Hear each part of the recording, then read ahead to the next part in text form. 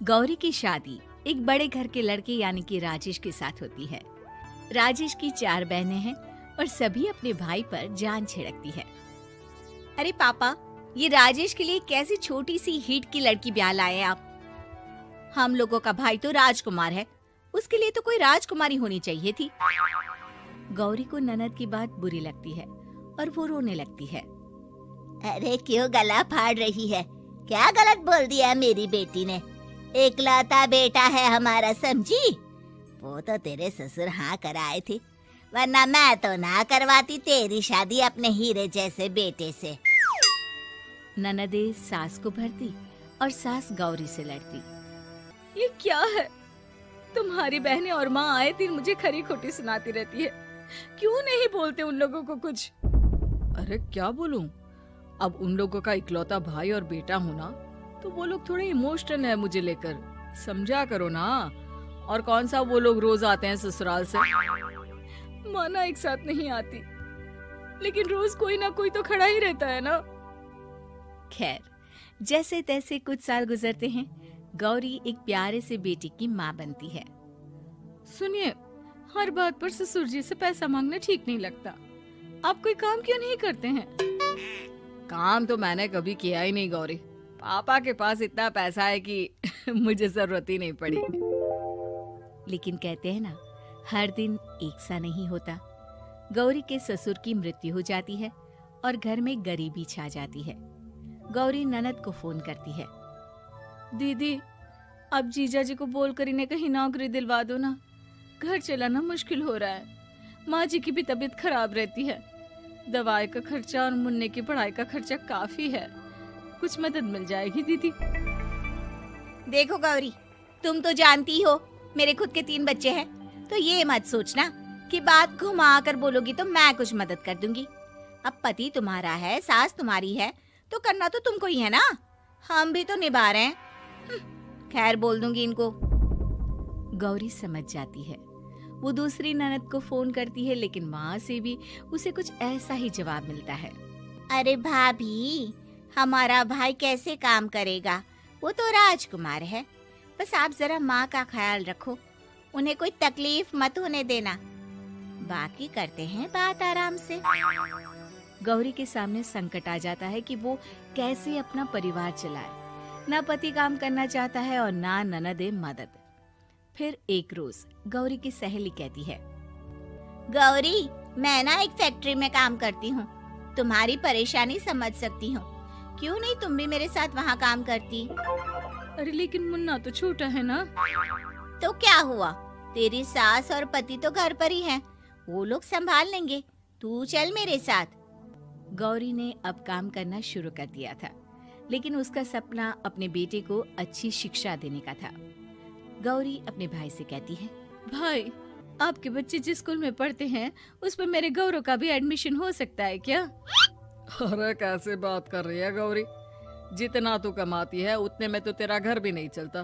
तू कहाँ इतने महंगे स्कूल का सपना देख रही है?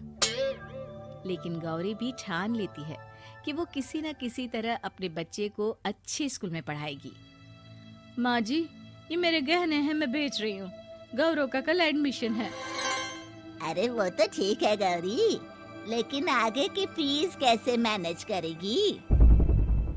और ज्यादा मेहनत कर लूंगी माँ। गौरव कुछ बन गया तो हम लोगों के सारे दुख दर्द दूर कर देगा। गौरी, हम लोगों ने तुझे गलत समझा, लेकिन तू ही थी जो ये घर लेकर चल रही है, वरना कब की अलग हो जाती। गौरी सास की ओर मुस्कुराकर देखती है। आप भी तो मेरा साथ दे रही हैं ना। अरे कभी खाने में अंडा या मुर्गा भी खिला दिया करो। क्या रोज रोज पत्ता खिलाती रहती हो?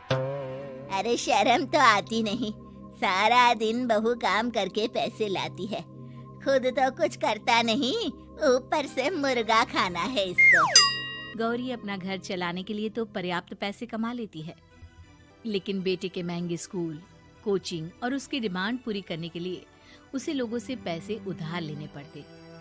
माँ, मुझे जूडो कराटे की ड्रेस चाहिए, मैं घर के कपड़ों में क्लास नहीं अटेंड करूँगा।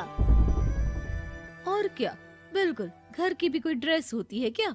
मैं कल ही ला दूंगी। हाँ बच्चा, तू बस मन लगाकर पढ़ाई किया कर। उसके जाने के बाद कहाँ से लाएगी पैसे ड्रेस के? माँ वो पास वाली चाची से कुछ पैसे उधार लूंगी। अरे सभी से तो उधार ले चुकी है तू। कर्जा इतना चढ़ा लिया है कि पूरा जीवन भी कमाएगी तो उतार नहीं पाएगी। अरे माँ जी, गौरव कुछ बन जाए तो मुझे कमाने की क्या जरूरत, फिर तो मैं बस रानी बनकर राज करूंगी।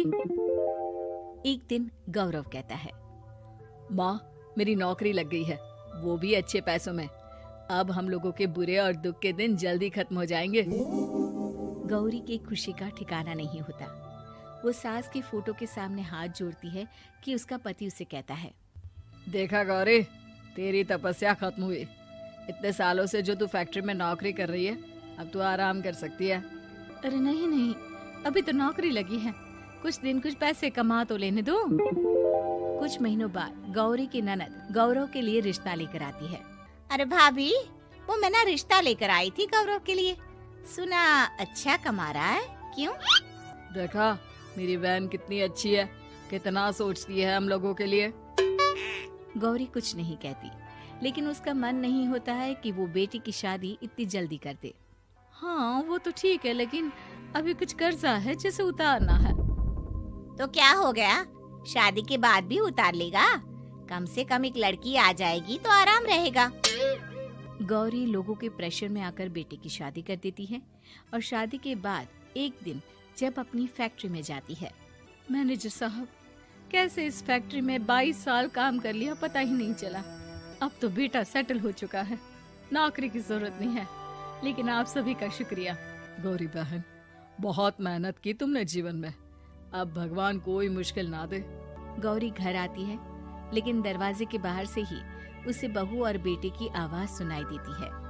क्या है, तुम्हारी माँ ने तो सोचा भी नहीं कि जो कर्जा वो ले रही है खुद की अय्याशी के लिए, वो हम लोग क्यों भरे? उनका कर्जा है वो देखे। हाँ लेकिन क्या करूँ, माँ को छोड़कर रह भी तो नहीं सकता ना। अरे रह नहीं सकते तो क्या करोगे? पूरी जिंदगी उनका कर्जा चुकाते रहोगे? कल को हमारी भी फैमिली बढ़ेगी, कैसे मैनेज करेंगे? मैं नहीं जानती, साफ साफ बोल दो पैसे नहीं है फालतू के। जिसका कर्जा है वही निपटाए। गौरी बेटे बहू की बात सुनकर स्तब्ध रह जाती है और अंदर न आकर वहाँ से सीधे फैक्ट्री जाती है। मैनेजर साहब, मैं सोच रही थी कि इतनी जल्दी नौकरी नहीं छोड़नी चाहिए, जब तक हिम्मत है तो कर लेते हैं। वो मेरा इस्तीफा ना वापस कर दीजिए। ये बोलकर गौरी की आंख लाल हो जाती है। मैनेजर समझ जाता है कि गौरी की उम्मीद टूट चुकी है। वो उसके हाथ में इस्तीफा रखकर कहता है, कर्जा माँ का है तो माँ ही चुकाएगी। माँ का कर्जा आज तक क्या कोई चुका पाया है?